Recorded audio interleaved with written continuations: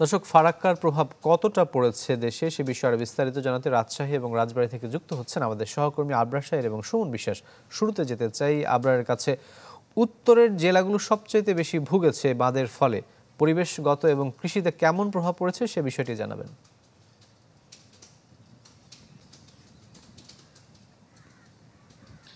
প্রভাব কৃষি এবং মানব জীবন সহ জীববৈচিত্র্যের সব দিকেই কিন্তু পড়েছে, এবং আমি যদি আপনাকে একটু দেখাই তাহলে দেখতে পাবেন এই মৌসুমে যে পরিমাণ পানি পাবার কথা ভারতের কাছ থেকে, চুক্তি অনুযায়ী 34,500 কিউসেক পানি, তার সিকি ভাগ পানিও কিন্তু বাংলাদেশে দেয়া হয় না। কারণ যে পরিমাণ পানির প্রয়োজন তার চেয়েও যদি কম পানি আসে বা একেবারেই না আসে তাহলে ধুধু মরুভূমি ছাড়া নদীতে আসলে আর কিছুই দেখা যাবে না।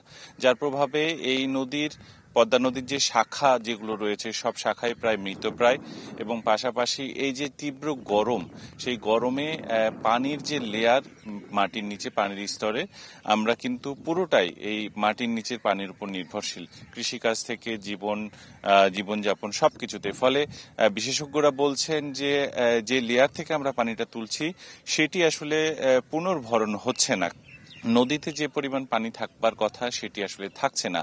ফলে এখন যেহেতু আরো 2 বছর এই ফারাক্কার সাথে ভারতের সাথে বাংলাদেশের চুক্তির মেয়াদ রয়েছে, সেটি আরো কিভাবে পানি ন্যায্য প্রাপ্যতা যেটি আরো কিভাবে নিশ্চিত করা যায় সেদিকে জোর দেওয়া উচিত বলে বিশেষজ্ঞরা মনে করেন। এবং ফারাক্কা বাঁধ তারা খুলে দেয়, কিন্তু সেটি একেবারে ভরা মৌসুমে জুলাই থেকে আগস্ট মাসে যখন তারা ওইদিকে সামলাতে না পারে তখন হয়তো 100টির মধ্যে 10টি বা 15-20টি, অথবা পুরোটা বাঁধ তারা খুলে দেয় যখন বর্ষাকাল থাকে। কিন্তু পানির প্রয়োজন যখন, তখন কিন্তু তারা সেটি সংরক্ষণ করে তাদের যে আরেকটি শাখা নদী রয়েছে সেদিকে পানিটা পাস করে দিচ্ছে। ফলে এই যে একটা ন্যায্য প্রাপ্তি থেকে বঞ্চিত করা বাংলাদেশকে, এই যে শোষণ বঞ্চনা, এটির আসলে একটা সমাধান চান সাধারণ মানুষ সকলেই।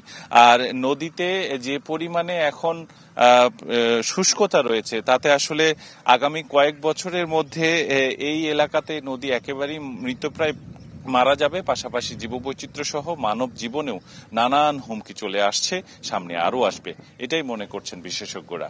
এ ছিল আমার কাছে রাজশাহী থেকে। আবার আপনাকে ধন্যবাদ। দর্শক, এবার যেতে চাই আমাদের আরেক সহকর্মী সুমন বিশ্বাসের কাছে। সুমন, গরম আসলে পানির যে সংকট দেখা যায় সেটা এখন আসলে কতটা প্রকট হচ্ছে সে বিষয়টি জানাবেন এই বাঁধের ফলে।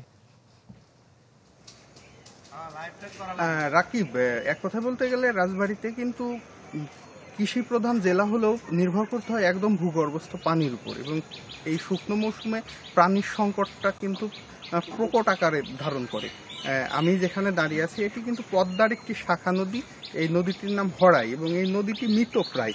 এভাবে রাজবাড়ীতে পদ্মার যে কয়েকটি শাখা নদী রাজবাড়ির উপর দিয়ে প্রবাহিত হয়েছে, হড়াই, গড়াই, চন্দনা, বিশেষ করে চন্দনা এবং হড়াই নদীতে কিন্তু বছরে 2 মাস পানি থাকে, আর বাকি 10 মাসে কিন্তু পানি থাকে না।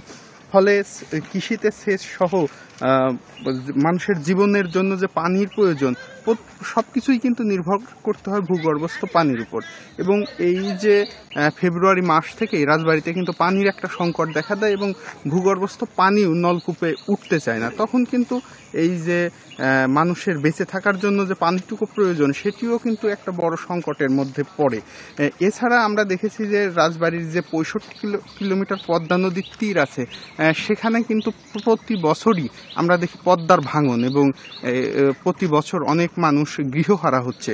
পানি উন্নয়ন বোর্ড যেটি বলে যে এই যে শুকনো মৌসুমে পানি থাকে না, অর্থাৎ ডিসেম্বরের পর থেকে পদ্মা একদম চর পড়ে যায়, এবং ফলে কিন্তু হঠাৎ করে বর্ষায় যখন পানি আসে তখন কিন্তু এই পদ্মা নদীতে ভাঙনটা এক প্রকট আকারে ধারণ করে। সব কিছু মিলিয়ে ফারাক্কা বাঁধের ফলে রাজবাড়ীতে একটা জনজীবনে কিন্তু বিরূপ প্রভাব পড়েছে, এবং শুকনো মৌসুমে এসে এই পানির সংকটটা ব্যাপক আকার ধারণ করছে। এভাবে চলতে থাকলে রাজবাড়ির উপর দিনে দিনে কিন্তু এই পানির সংকটটা আরো বড় আকারে দেখা দিবে। রাকিব।